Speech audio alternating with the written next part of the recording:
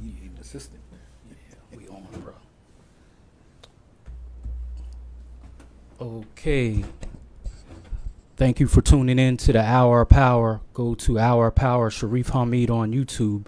Subscribe and share so we can continue to lift the mind, body, and soul of our people. For those who are viewing live on Facebook, if you can hit the share button, and then it'll give you options on how to share. Hit watch party. What that does is bring more viewers into the this much needed interview with our local historian, Mr. Jeff Kirkland. So hit the share button and then hit watch party if you can. As always, in the name of God, the gracious, the merciful, we give him praise and thanks for his mercy and his goodness to the human family. If all the trees upon the earth were pens to write with, and if all the oceans were ink, and then another 7 oceans to add to its supply, the writing would still not be enough to explain the glory of God, for he's the exalted, all-powerful, all-wise. We confide in no other in our time of need, and we praise no other in our good fortune. He is one. And even if I lived to be 1,000, it would still not be enough to thank God for his many blessings and gifts. We thank God for the Metu Neter, oracles, scriptures, and writings that came on the continent of Africa thousands of years before any organized religion. We thank God for Moses in the Torah, Jesus in the Gospel, and Muhammad with the Quran. I greet everyone in words of peace. To my Christian family, praise the Lord. To my Muslim family, assalamu alaikum. To my Hebrew Israelite family, shalom. To my Black conscious family, hotep. And to my people in the streets, what's good to you? It all means peace. So once again, this is Brother Sharif with the Hour of Power. Go to Hour of Power, Sharif Hamid on YouTube. Subscribe and share so we can continue to lift the mind, body, and soul of our people. Before we get into this much anticipated part 2 of our interview, Untold Black History of York, PA, Black History 365, not just in February, the shortest month of the year, Black History 365 with our local historian, Mr. Kirkland. Few short announcements. We have the Black Collective Reading Program at Championship Community Center, 459 West King Street, every Saturday between the hours of 11 a.m. and 1 p.m. for youth between the ages of 7 and 15. Teach them reading, writing, and comprehension skills, and it's African centered. So again, that's the Black Collective Reading Program, which we're going to talk about more during this interview.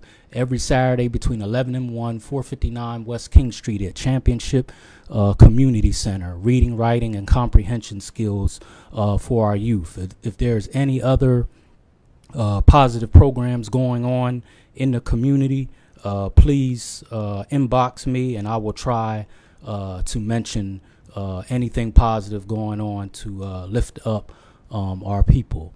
One more announcement, very serious. Anyone that's been listening to me since this show started knows that I've been talking about my sister-in-law who was taken from us almost 2 years ago. Bubbles, better known, Keishantier Wilson, better known as Bubbles. She was taken from us August 29th of 2017. A mother, a sister, a daughter, and a friend, and many other positive things that she did. We talked about domestic violence in our community, and we talked about the need for justice for her. Not patting myself on the back, but I have done some things to help get her justice because we believe she was taken from us. And my good brother, Dion Fields, who is the father of her youngest daughter, Nasiah, he has went to great lengths to get justice for our sister Bubbles. Well, I'm here to say that real soon, justice will be served. That's all I can say. Justice will be served for our sister. So, praise God for that. So, without no further ado, we have our wonderful brother, our local historian here, Mr. Jeff Kirkland. Can you introduce yourself, brother? Yeah, Jeff Kirkland, lifelong Yorker. I've been York. Thank God I'm into my 70th year on this planet, and I appreciate and I thank God for every day to be here. It helps me to appreciate the contributions and the longevity of our ancestors and the work that they have done in our communities over these years. I appreciate being known as a historian. I started this project out as exercise in education for myself, trying to understand why our community continues to be fragmented, impoverished, and racked with destructive internal divisions, no matter how intelligent and how educated we become. We all know, I hope we know, that unity is the key to our success as a people.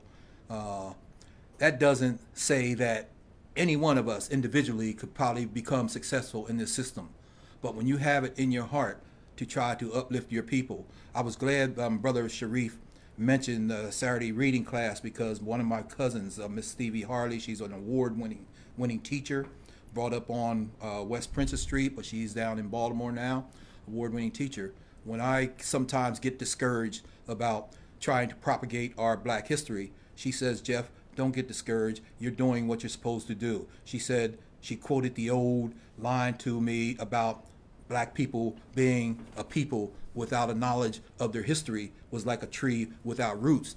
And she said, what we do, Brother Sharif, people like myself, when we propagate this information, we water the roots of that tree to ensure that it doesn't die until our people are ready to partake of the fruits of our glorious history. Right. And if audience, please don't be shy. We do have a call-in number. We want our brother to bless us with as much knowledge and information as possible, but we do have a call-in number, 717-846-5067. That's 717-846-5067 if you have any questions or comments. And this is part 2. I mean, you absolutely just blessed us back in October of 2018 when we did part 1 of this. It wasn't enough time. I'm sure this hour will go by fast because you have so much information, but we're just really happy, to have you back. So where are we at now? I mean, you blessed us with so much knowledge. The last time, the first barbers of York, people in the education system, the first to do this and that.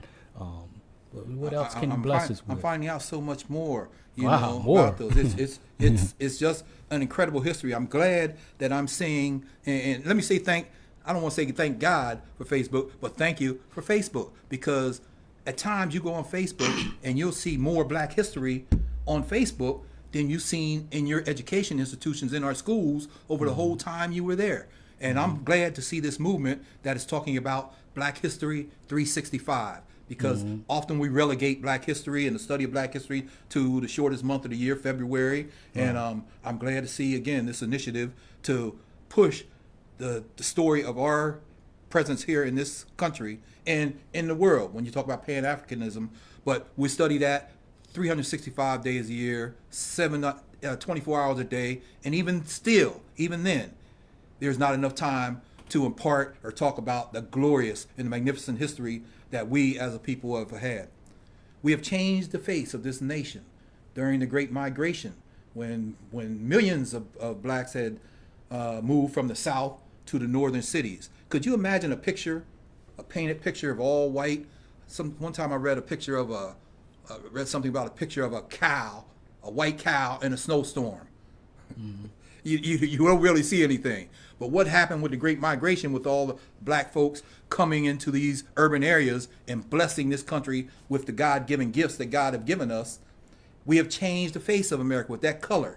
Splash of color. We splash color all over this country. Not only our color, but our cultural traditions and our values and all those type of things serve to change the face of this nation, most times for the better.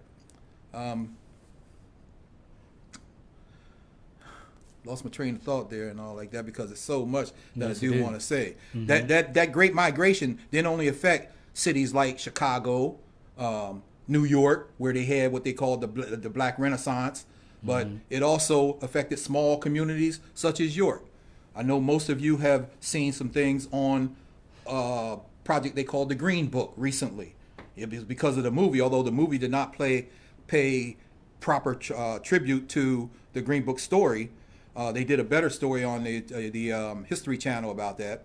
But people like Miss Ida Grayson, who was part of that Green Book, she had a boarding house here in York, and her boarding house was a safe haven for blacks when they traveled the country, because there were dangerous places like sundown towns where you could not be in the town after dark. You know, and she had places. There was another guy who was the family of one of the first policemen here in York. The family name was Diggs. They also had a boarding house here in York over on Beaver Street. Back in those days, people could live on some of the main streets and all. I was talking to Brother Sharif earlier about the story of William Goodrich. We all know part of that story. They even have a Goodrich Museum here in York and all. But often, when the story is left to be told by those in power, the complete story is not told about these people, these significant people in our history. You know, William Goodrich, they do say that he was one of the main conductors of the Underground Railroad that had spirited free or even escaped slaves to safety through Pennsylvania, through York. It was a hub of the Underground Railroad. But William Goodrich had a cast of other family members and friends that lived in that area also on Duke Street. It was almost like a Wall Street back then. You had oh man, it was so many people that had businesses and shops to parlay their wares into uplifting our community. They used their shops and their skills. Many of these people were like sons and daughters, for instance, of slave owners, people that came up from Baltimore. A big majority came up from Baltimore. Mr. John Joyce and those guys, Robert Diggs. He had confectionery shops and soda shops down on North Duke Street.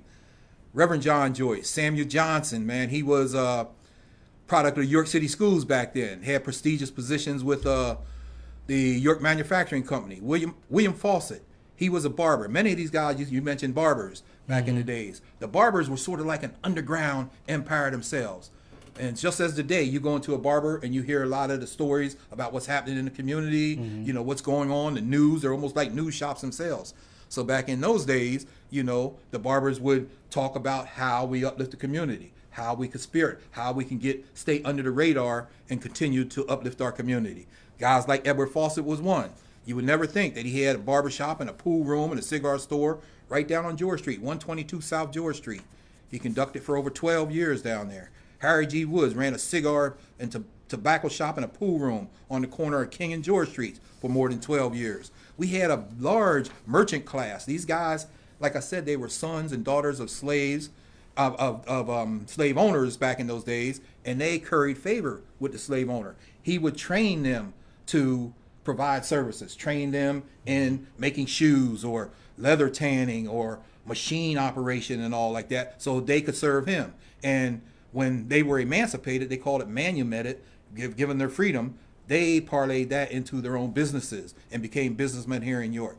There's one little subtle thing about the barbers. Several of the barbers that were here in York, I mean, downtown on Market Street and all, William Cooper, a guy named John Nobles, he had a barber shop right across the street from the old courthouse on Market Street. He was there for 37 years. When he started out, he could only cut the hair of white men. And you couldn't have a black person come into a shop because not even as a customer. No, not as a customer. Definitely not as a customer. But he was a black man. He was a black man. It was several of them like that. And originally that's where they got their skills from, to tend to their slave masters. And then they parlayed it into business. They tend up being barbers for that community. Actually, that community was the only one at that time that had disposable income enough to go to barbers, and they called them tonsorial parlors and all back in those days. One of our historic barbers that many of us went to, a guy named Joe Preston. He was one of the few barbers in modern times that had a shop. He called his shop a tonsorial parlor. I have a photo of him standing in front of that shop somewhere. But the barbers were an important piece of the uplift of our community. There was a guy, I continue to talk about him because he was really big, a guy named Merriman Coopet. Him and his son Jehu Coopet. Jehu Coopet was a genius. And, you know, and he was an author. He was a newspaper. He produced the newspaper here in York. And they had a shop right there about 3 doors down from the Market Street Bridge going west, Merriman Coopet. If you look at his grave site out at Lebanon Cemetery, you'll see he has one of the largest tombstones out there. And it's just indicative of the kind of dollars they had, because we know today how much those tombstones cost, to put on these graves and all. So Merriman Cooper and these guys, and they intermarried. Many of these guys, they married cousins, or distant cousins and all, and some of them, and they did that, I think, to just keep the progress in the families. I think it was a fear of letting what they were doing be known. They sort of kept things to themselves, like that, intermarrying and all. Merriman Cooper was he was a real a firebrand in the uplift of our community. He talked along with William Goodrich. There's a famous quote William Goodrich says in one of the books, one of the most important books done on William Goodrich, and he talks about how we were circumspect in our business. We had to keep things on the down low because we did not want to let the man know what we were doing. So they had a group of guys here that were really working and trying to uplift the community. Over the years, we had several periods of what I call Renaissance times. That was one time where they had many businessmen, craftsmen and skilled artisans and merchants, all around downtown. At the time, it was right during the Civil War, right after the war. York was getting ready to be invaded by a general. I think his name was General Jubal Early, and he had come to York, and he was getting ready, on the way to Gettysburg, but he was getting ready to invade the city of York. And the Founding Fathers decided they were going to go out on North George Street and meet him and make a deal so they would not burn and loot this city. And I don't have the paper here and all, but they made a deal to give him like $100,000 and so many hundreds of pair of shoes and clothing for his soldiers and all those type of things. William Goodrich at the time had a bounty on his head because of being with the Underground Railroad and all, and people knew what he was doing, even though he tried to keep it down low. They said at the time it was around $500 that's in the book, which was probably a significant fund at those times. But he thought that they were possibly making a deal to turn him in. And that's at the time that he ended up leaving York and went out to Saginaw, Michigan, him and his sons, and they end up going, staying out there and becoming, top nationally known photographers, some of the first photographers of their genre, in that era. After that, many of these other folks who did not feel welcomed here in York end up going back to Baltimore, where their families were. Many of the people that came up here, their families were, esteemed people down in Baltimore, and they came here and tried to set up businesses and all.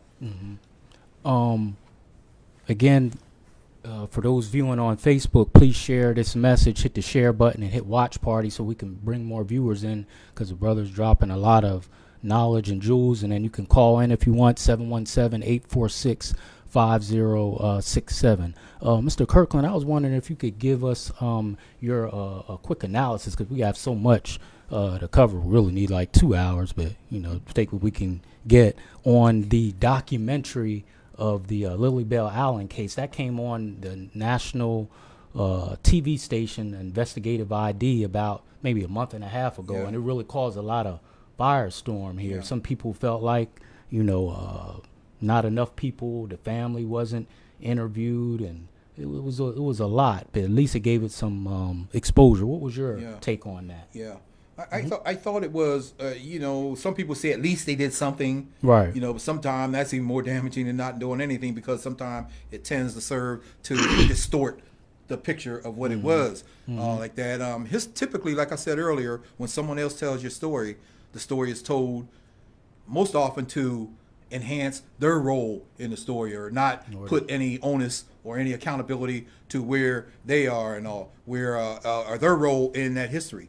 History for especially dominant society here is a difficult thing to talk about, because I told you earlier, one of my favorite sayings is they like our rhythm, but they don't want to hear our blues. That whole rhythm and blues piece. They want our culture, the dance, the joking, shucking, jiving, but don't really want to talk about history, because it causes an examination of themselves and how these systems were instituted back in those days. And as we see guys, social scientists that come through here, such as David Ruskin, all, many of those institutions and many of those societal issues are still present here today. maybe in another form, sometimes just exactly. You see the lynching that was going on back in those days. What's any different than that than these brothers that are being shot down in the street every day? Seems like every week or every month at least you're seeing a brother, and that's how it was back in those days. One report says every 28 hours, every 28 hours, a black person is killed by police or someone acting like the police. Police or police agent. Mm-hmm. I mean, the modern day lynching and all like that, where people aren't held accountable. But the movie, one of the reasons I love what you're doing, because we do have to have platforms where we talk about our history from our perspective. And research is another key, because some of us, we talk, and we feel and think, that something's going on, but people say, let's just talk. You can't really prove that. And I like research and all, because you can see the documents. Much of the stuff that I do, I try to document these things. Mm-hmm. Sometimes it doesn't come out, Flo, because I talk fast and I got so many things I want to say, and trying to keep it in a concise and informative format is difficult for me sometimes. So I'm better when I'm presenting something and reading, but I try to do this, as a way just to get the message across. Right. But we have to continue to propagate that history. It's a benefit to our children and all. History, we have to know our culture. There's something on the tombs of the pyramids. Mm-hmm. It was put back there, and that 2 words is know thyself. Mm-hmm. And for us to have lost and not know our culture and know the glorious history that we have, it gives us a sense of, not a high sense of self-concept, self-esteem. You're a therapist, you work with people, you know what self-esteem and how you feel about yourself, what part that plays in how you accomplish things and how far you succeed in lives. It's imperative. That's one of the problems with the school systems nowadays. They still don't teach it. I mentioned earlier how you can learn more on Facebook about Black history. We had movies out a few years ago about the ladies that did all the numerical work for NASA, back in the days, the numbers and all. Mm-hmm. And people saying, wow, why didn't I know these important things, all these things that happened and all? There was, it just amazes me how deliberate and how organized the people that control history were in hiding all this glorious history that we have. Mm-hmm. Every day, even a person myself, a 70-year-old person who has studied history, every day I can come out and learn something new that a Black person has done, not just specifically here in York, but often here in York, but also around the world and all. Right. Mm-hmm. And it, you can see the way I am. Like, it just pumps up pumps you up. It makes you want to do more. What makes you want to reach the levels of excellence that our forefathers fought for during those times, because they fought for excellence. I mean, it was a time in this community where they built their own churches. I mean, the first 2 Zion churches they built with their own hands. Bethel Church over on the corner of King. It was on the corner of King and Newberry Street at the time. They built that with their own hands, and when it was torn down or flooded by the flood of that, I can't remember the name of the year. That's another thing in the papers. Numbers are difficult for me at times. But when it burned down, I mean, it was washed out by the flood. They rebuilt it again right there on that corner and stayed there to about maybe 1955 before they moved up on Princess Street and all. At that time, Zion Church, which was out on the corner of King and Queen Street, had invited the people of Bethel to join them in a combined congregation. Mm-hmm. And you just think of the change in history that would have happened if that would have happened back then. Right. But they did not want to do that. They were comfortable in their building and wanted to continue being autonomous on their own. Mm-hmm.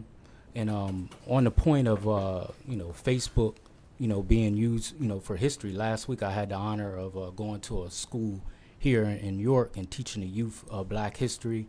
My good sister Jess Neves and my brother Percy Powell invited me there, and talked to the youth about Black history. And even with all the technology we have and Facebook and the internet, a lot of the youth and some of the adults there had no clue what I was talking about. And I got most of the information out of this book is what they never taught you in history class. Talked about the pyramids and the true history of the Statue of Liberty. Most of the people there, including the adults, they had no clue. We talked about how there were 8 presidents of the United States before George Washington under the Articles of Confederation. Right. And I sent them, but I have my proof, like you said. So even with all this technology we have, a lot of the youth and our people are still in the dark. But I think that's more, more on us. I remember last time you were here, you talked about a baptism. That still blows my mind. At the Cordores Creek, you said 4,000 people were there. It was two. It was two of them like that. Yeah. One of them was 3,000 people attended. The other one was 4,000 at Cordores Creek. At the Cordores Street on Princess and right there at the Princess Street Bridge. Wow. And that was put on by one of our early churches. It was called the Second Baptist Church, which was located on Pershing Avenue. Back in those days, it was called Water Street. Pershing Avenue. Right, it runs right next to Penn Park. York High. It's on right there where York High cafeteria is on that side there. It was right across the street from there. It was a church there. The church. Wow. It was the Second Baptist Church. What happened to it? Second Baptist, they fell apart. You remember a few years ago we had some consternation in one of the churches, Shiloh Church, I think it was, to where it was disagreements in the church, and they actually ended up putting locks on the doors.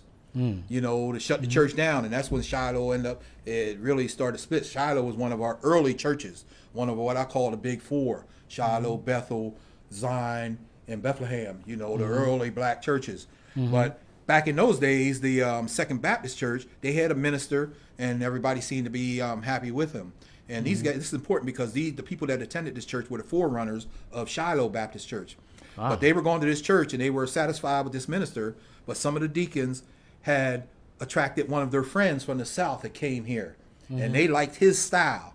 And they wanted the minister, I got his name and stuff, I don't really remember him now, but I have to write those, I have those written down, wanted him to resign, but he would not resign. And it got to the point where on a Sunday, it actually got to the point where it got physical, where they physically removed him from the pulpit and moved him from the church and shut the church down. Now he went to court, and he ended up winning. They actually took it to court. I have the newspaper articles, it was actually in the newspaper. And he won the case, but the church, the spirit was broken and destroyed, and the people stopped meeting, and they started meeting in people's homes. One of the ladies, which was one of the ladies of that baptismal, her name was Hall. I think I don't know if it was Annie Hall, but she was one of the founders of the Shiloh out on East Princess Street after they rejuvenated themselves. But she was one of the 3 ladies. It was only 3 ladies being baptized that day when they had those 4,000 people. Wow.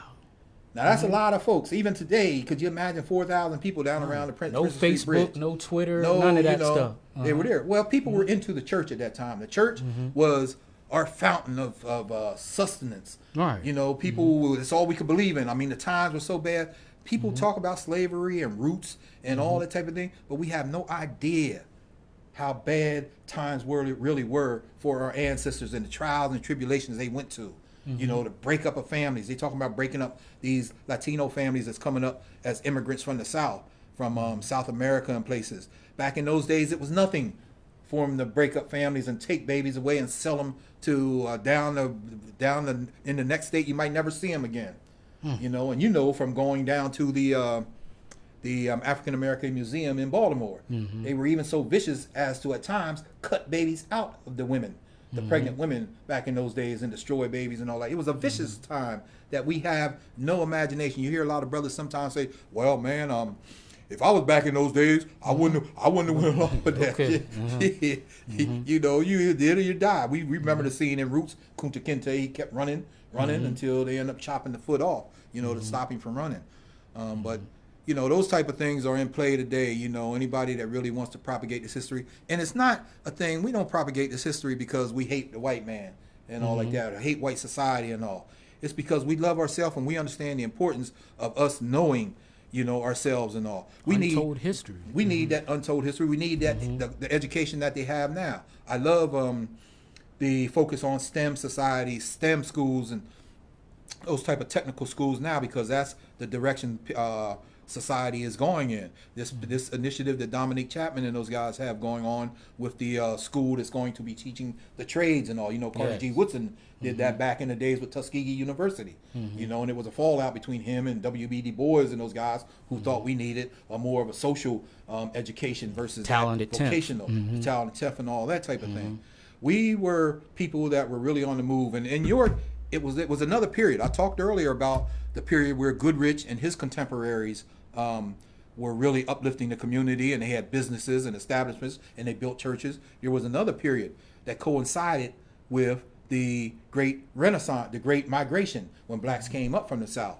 Here in York, I had 2 newspaper articles. One of them said 200 men were recruited in Bamberg, South Carolina, to come up here to work the roads and work the factories. And I even have a picture of a crew of those men working in North York, working on the roads.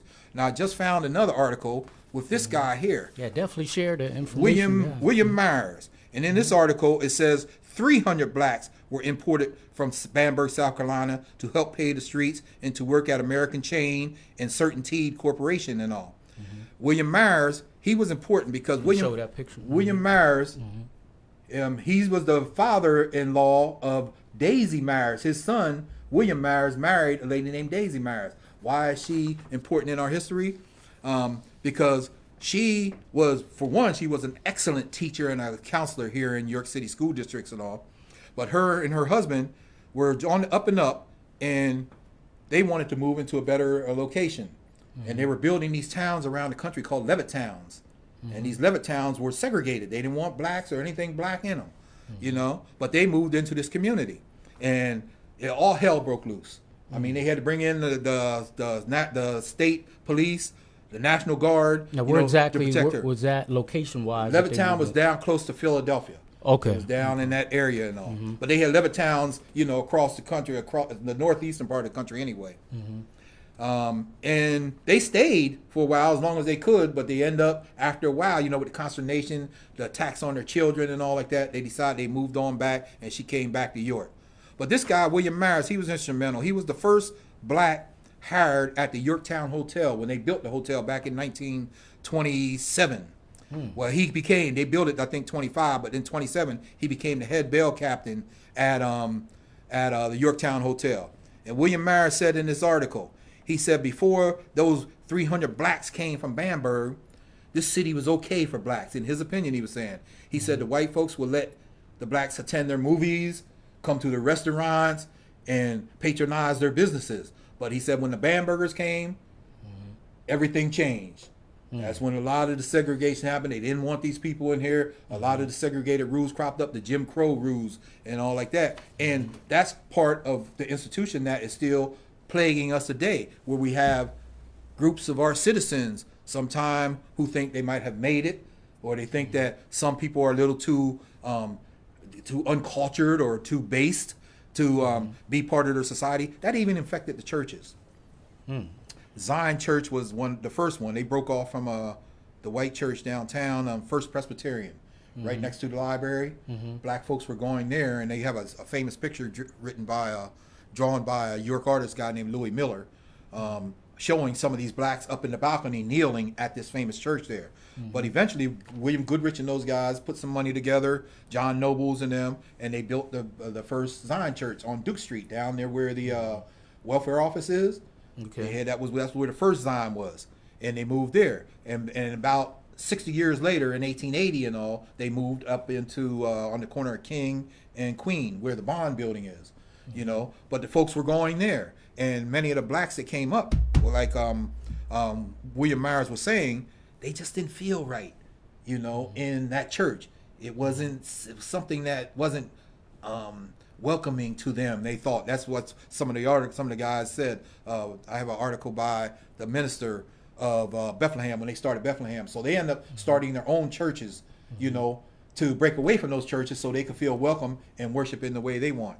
I was told by one of the old family members here in York, a guy named Reeves. His family was here at the beginning, way back, and his family lived over on Water Street since the 1880s and all. He still lives over there right across from Penn Park. And he was telling me about the beginnings of another little fascinating church called Faith Presbyterian. Faith Presbyterian was a small black church that broke off of First Presbyterian after Zion. That was in 1880, 1890. Now, were blacks able to go to church with whites? Yeah, at that time, you're minimal. They kept you, like I say, they show a picture of them, a few of them up in the balcony kneeling during a church service. And the story goes that they did attend that church before they broke off. But there was a guy that had a lot of money back in those guys named Smalls. I think it was Samuel Small. He ended up giving money to these blacks, John Noble, it was 3 Johns they called them. Can't think of the names, and I hope folks forgive me with the memory because it is so much information. If I was reading it, I'd have it all verbatim.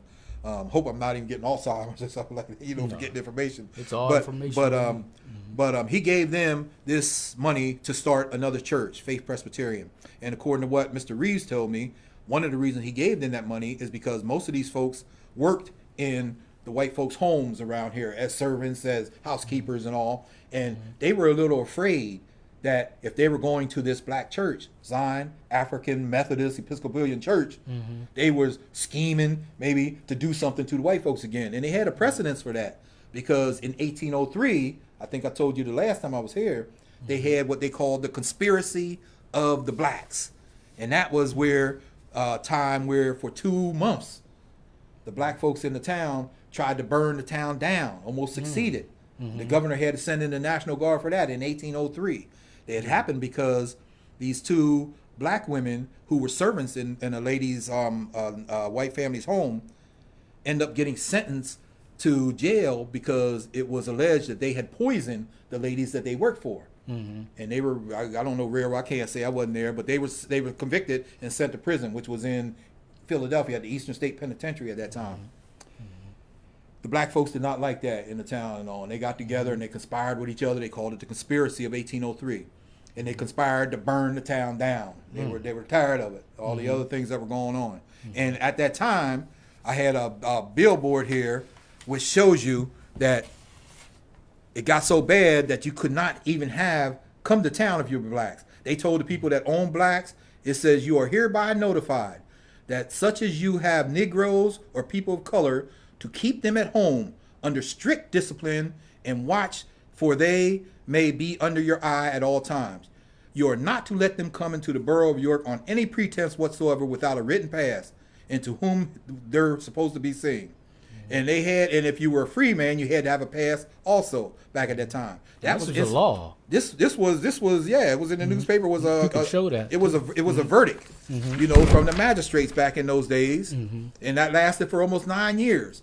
It was one of those sundown towns. It said you did not want you. It is required that all free Negroes of color in the said borough or its vicinity to get a pass from the justice of the peace in order that they may not be refrained from their daily labor. And they need to depart the said borough at least 1 hour before sundown on pain of being imprisoned or at the risk of their lives. And that was the law. That was 1803. How long did that law? Was it 9 years or so after this? 9 years. That people had to do that. Wow. And it set the precedence, I'm thinking, for the mistrust between whites and blacks back in those times. Besides other things, way before that, there was the American colonialization society. I've heard of that. What that was the white folks here in the community got together and took up donations, money, to send these blacks over to Africa in a new colony that they had founded over there called Liberia, the Liberty Colony. David Walker talked about that. Did he? Yeah. Well, it was a society. They wanted to send the blacks back there because now they were done with them. It was after the emancipation. So now we're done with them. We done used them up. You got all their work out of them, build our country up and all. We have no use for them. And some of the words that they used when they were talking about it. But it failed because many blacks that were at that time, they fought against it. They didn't want any part of doing that. They felt that they sweated and worked hard to establish themselves here, and they weren't leaving that early, that easy. So that was another, rationale there for causing tension that continues to this day. And it ended up coming every, I don't know how often, once a year, things will blow. People get fed up, and things that just happen in the community. Yeah. Let me give the call-in number. Come on, y'all. Don't be shy. The brother is giving us some deep knowledge and jewels, untold history in York, PA. Black History 365. That's his talk. 717-846-5067. Please call in. We talk about some of these things as this their history and all like that. A lot of these things happen in our lifetime. I got things here, papers here where guys was... you remember the guy, Emmett Till? Right. Emmett Till, you know what happened to him? Yeah, very gruesome. Very gruesome. And we had a similar situation here in York, although it didn't become that gruesome. And it was called the wicked eye or the winking, some type of winking trial. I think it was about the winking, something about winking. Yeah, the guy winked at a white woman here, and he was thrown in jail for looking at her the wrong way.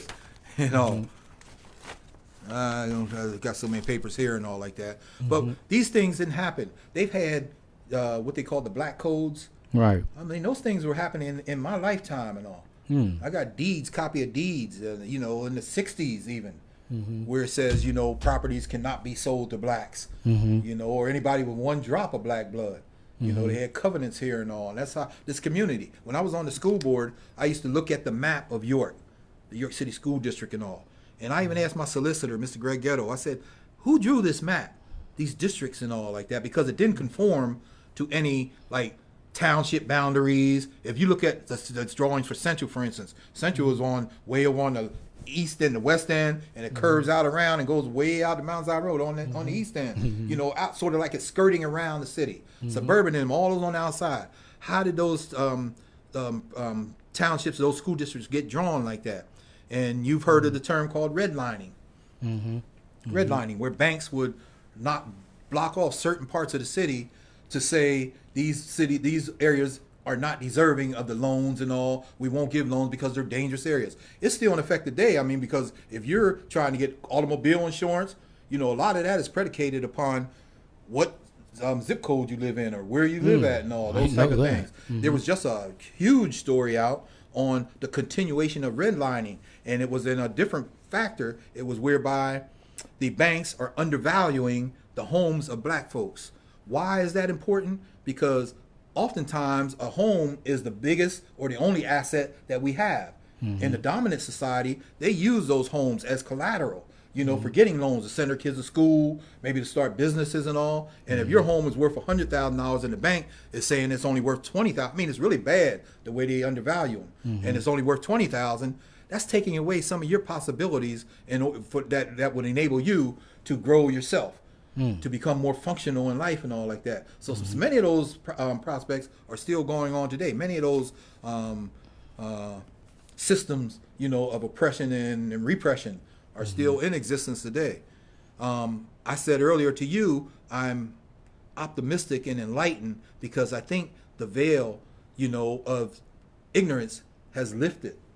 And now it is upon us as black folks to begin getting back into a black renaissance where we are doing what we can to uplift our race. It's no excuse now. We know what the other side is doing, trying to do to hold us down. And it's not all white folks. Muhammad Ali had a famous thing he was saying about, somebody asked him, why don't you think it's any good white folks and all like that?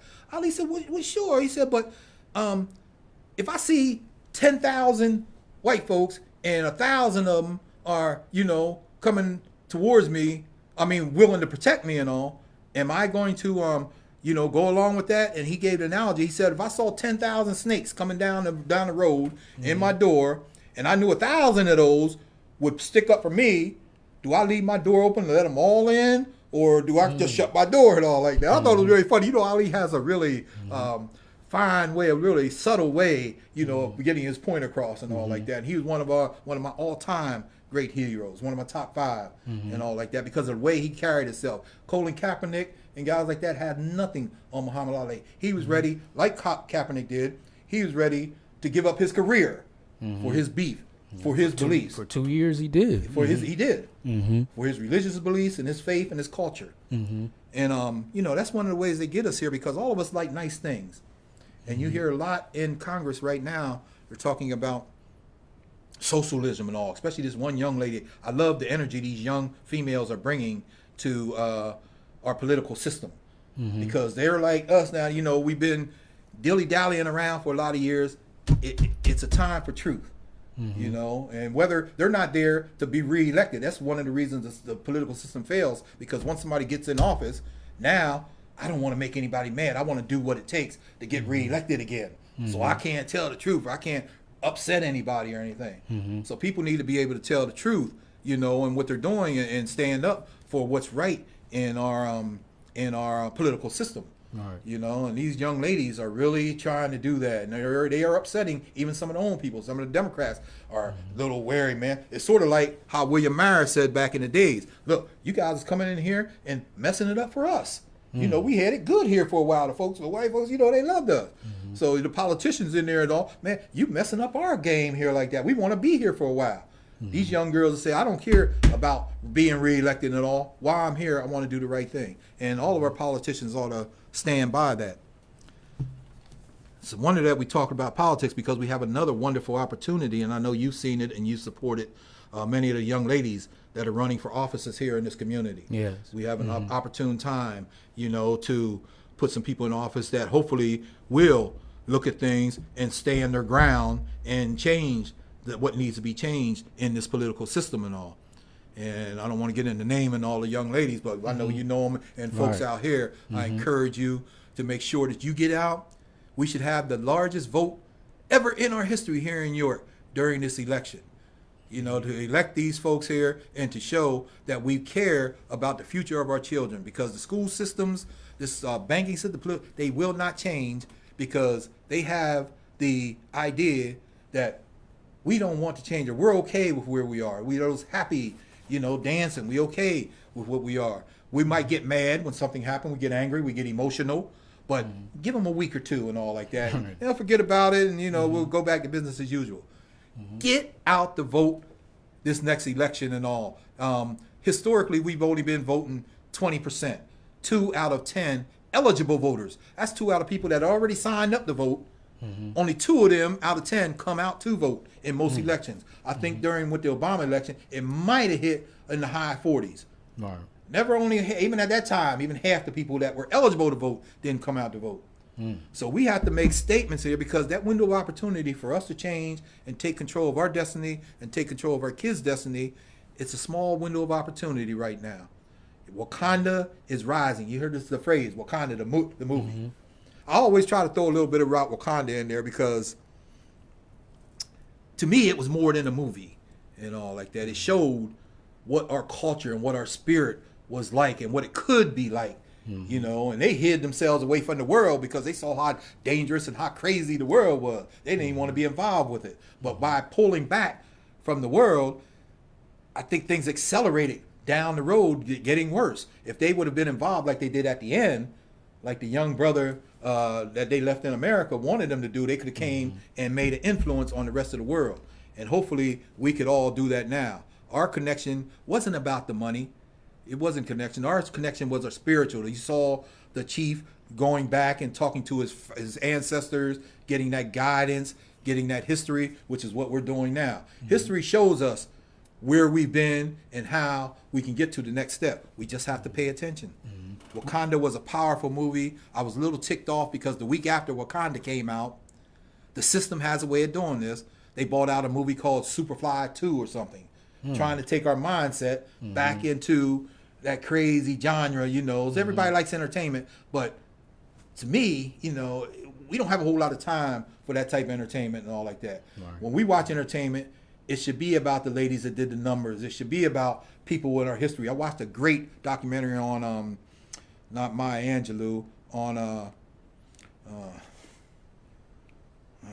boy, I hate when that happens. It'll come to me though, but she wrote the play, first play ever, black play ever put on Broadway, called Raisin in the Sun. Lorraine Hansberry was her name. And Raisin in the Sun was a biographical picture because her father was a powerful fighter for justice in Chicago at that time. And he did the same thing the Daisy Myers and her husband did. He bought a house out in a all-white neighborhood and wanted to move in. The only thing about him, he went the whole ways to the Supreme Court to fight that battle to keep that house and change the laws out there where blacks were able to go. And she wrote that play, about this. It was almost, identical to what happened to Daisy Myers and them here. But it was a great documentary, the story. The people that she was involved with at that time. People like Harry Belafonte and those guys, and James Baldwin, all those people that came up during the Great Migration, during the Black Renaissance, that added the color and the spice and the substance to American history. Finishing up, we have 10 minutes. If anyone wants to call in, it goes fast, man. If anyone wants to call in, it's 717-846-5067. Wanted to ask you, what impact do you think the Black Collective Reading Program that you are a part of and many of our other brothers, sisters are a part of. Miss Anita, Miss Juanita, your brother Carrie, Miss Selena, and many others on the board there and helping out. What impact and what you think the need is for that? Major impact. Major impact. That is the missing link in our children's education, because education without a purpose is doomed to it's going to flounder. You're going to get caught up. You recently saw, let me see if I can get this in real quick. You recently saw, just recently, in the past 2 days, this incident where the educational system was distorted and corrupted by these rich folks that wanted their children to get an easy ride. So they paid bribes, hundreds of thousands, millions of dollars to get them an easy ride in a large school and all. And that happens when people don't have a purpose with their education and all. Our purpose back in the days before we could get education, you know, it was illegal to educate blacks. But once we were able to get it, blacks, they was hungry for it. They were going after it, striving every chance they get, built their own schools in the churches because they knew education was the key. And they had the purpose for that. It wasn't about education to become the richest man in your community. It was education to improve our community, to help society. The enemies of men are the one that's distorted this to get us hooked. And I guess say I'm guilty as anybody else, because we like nice things. We want substance. But when you get to the point where you let that substance, those material things, define who you are, because some of our kids, I mean, if they can't get Nikes or the top phone, they're not feeling their self-worth. Their self-worth suffers because they don't have these things. And that's a dual sword, because the advertising and all, they put this stuff in front of our kids without giving them the proper schooling and all those type of things to achieve those things. So what that causes, you know, a dissonance within our kids to where their self-esteem is hurt. What's the matter with me? I can't achieve this. You know, the myth of a meritocracy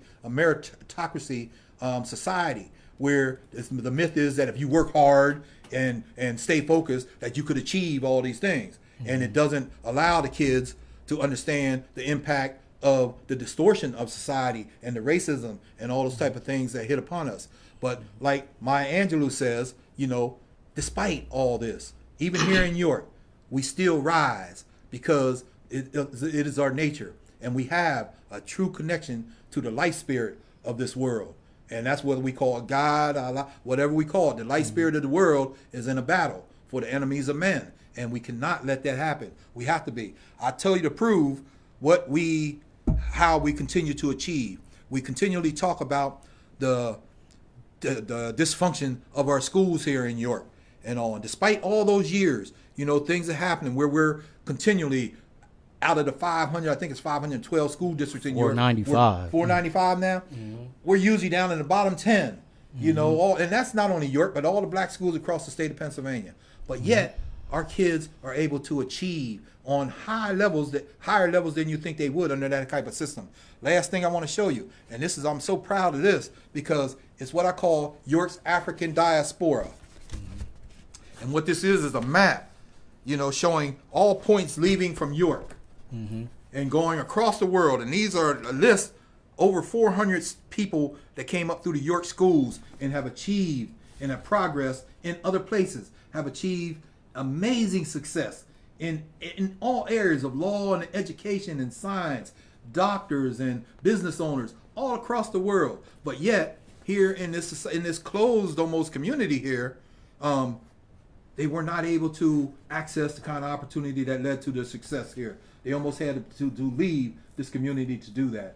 Now, again, I said earlier I was a little optimistic because I see a movement afoot now to change that. We have a lot of people such as yourself. I mentioned Dominic earlier. You see people downtown, young people that are working, Shapri, Generette, different people who are really trying to motivate our students and try to help them to see that they could be all who they are. Their dreams are achievable.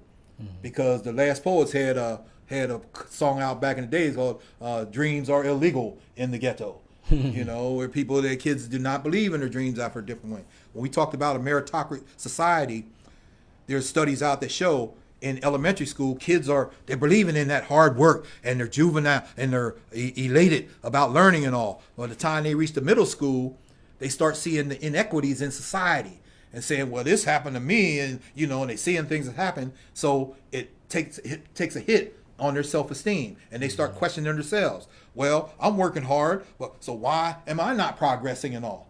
So they start acting out, or or getting into other kind of dysfunctional behaviors and all. See, it's a logical connection between the way society is and the way people end up being, the way people develop. And we have to understand that, and we have to support our own people. I know, again, I keep harping on the fact that you're a therapist and you work with people and trying to, repair the damage that society has done. But it'd be so much easier to build strong people from the beginning. And that's why I love about that program over here, the Black Collective Reading Program. It needs to be. It's been proven across the nation. When you see black charter schools, you see illustrations of them in Chicago and Milwaukee, where the whole school, it might be an all black, all boys school, and the whole school is succeeding. All of them are getting accepted at colleges and all like that. And the reason they are is because they have an immersion in black culture and black history and self knowledge of self and all. And that is an integral part. In some areas of the country where it's going down, local authorities are suing the schools because they're saying they're denying education to white folks or to other folks and all. Reverse, but, call it reverse racism. Anything we do, and I know you know that too, it's not to be disparaging or be against other people and all. It's just to uplift our people and all. Because Latino people are going through the same thing. Just as we were immigrants coming from the South to the North, during the Great Renaissance, you had these immigrants trying to get into the country down here in South America and Latin America across the border.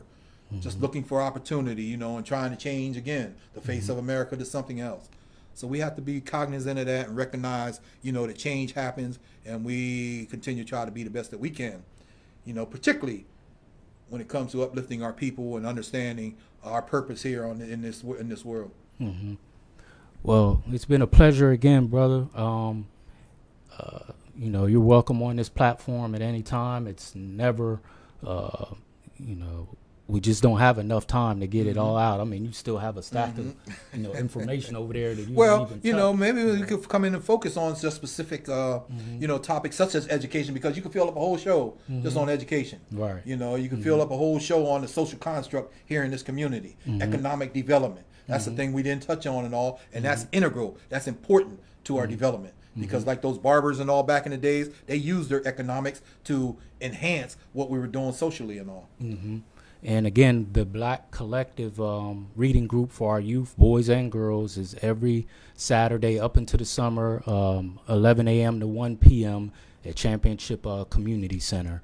And that's for boys and girls between the ages of 7 and 15. But, they're doing some great things there. I support it. Mr. Kirkland, his family and others in the community. So tune in next week. As we continue to try to lift the mind, body, and soul of our people. Subscribe and share. Right. Thank you for tuning in. Thank you.